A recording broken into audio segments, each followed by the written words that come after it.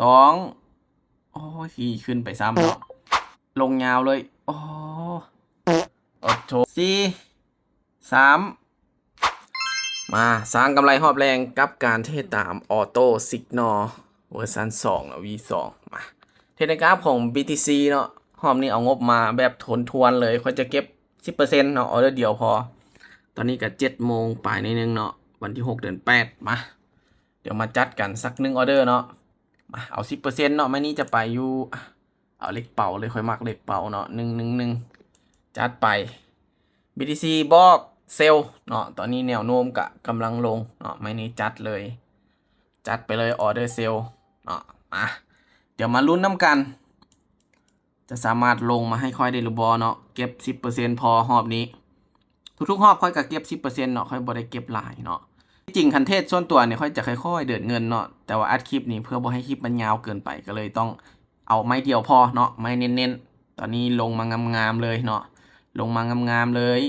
อย่าดีแต่ลูกอย่าได้อุ้ย2ขึ้นไปซ้ำเนาะมาไม่ต้องได้คูณเงินเนาะโอ้ว่าจะเอาไม้เดียวเน้นๆเนาะดีดขึ้นซ้ำเนาะลงมาบักงามๆเนาะยิ่งดีดไปได้สิเนาะมาค่อยลิมิตการคูณก็คือ3 ครั้งเนาะพลาด3 ครั้งค่อยก็จะหยุดเนาะถ้าบ่พลาดเกิน3แน่นอนค่อยมีกำไรออเดอร์นี้ BTC โอ้ยบอกบ่ายเนาะเบิ่งประวัติผ่านมาเนี่ยมันปิดเขียว3ออเดอร์ละมาจัดไปเฮามาตามมันคือเฮาต้องจัดให้เต็มที่บ่จากประวัติผ่านมาแนวโน้มลงอยู่เนาะแต่ว่ามันปิดเขียว1 ไม้2 ไม้3 ไม้4 ไม้ติดเนาะที่มันปิดเป็นออเดอร์เขียวเนาะเป็นออเดอร์รอผลเนาะทั้งที่เป็นแนวโน้มขาลงเนาะแต่ว่ามันปิดเขียวถึง4 ไม้ติดบ่ว่าไม้นี้บัตรซื้อแล้วก็สิลงมาเนาะบัตรขายบัตรขึ้นไปได้บอโอ้ลงยาวเลยโอ้โอ้โถเน้นดังตึงบัดหนึ่งมาไม้นี้ไม้คูณเงินไม้สุดท้ายเสียก็ถือว่าค่อยจะ stop loss ได้ค่อยจะได้หยุดเนาะได้ค่อยจะได้ทั้งต้นทุนและกำไรกลับมา BTC ว่าจะได้โอ้ยบอกบ่ายอีกแล้วมาบอกบ่ายกับจัดไปที่ออเดอร์บ่ายไหมนี่จัดไปที่ออเดอร์บ่ายไหมนี่วินเพื่อกลับมามีกำไรถ้าเสียก็คือค่อยจะติดลบไปประมาณ700เนาะมาเดี๋ยวมาเบิ่งน้ำกันว่าออเดอร์นี้จะสามารถขึ้นให้ค่อยได้หรือบอเนาะลูกขึ้นไปก่อนลูกขอไหมนี้ขึ้นได้บอ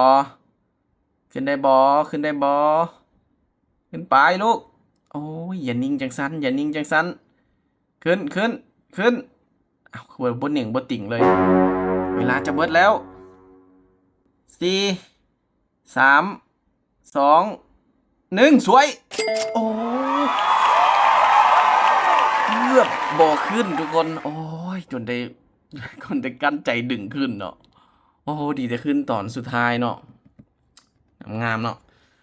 กลับมามีกำไรเนาะอยู่ที่ 88.88 พอละเนาะพอละโอ้เกือบตายเนาะคูณจนไม้ที่3เนาะเกือบตายนี่แหละความเสี่ยงทุกคนบางมื้อก็โอ้ลบเนาะแต่ว่ามื้อนี้เฮาก็กลับมามีกำไรได้เนาะ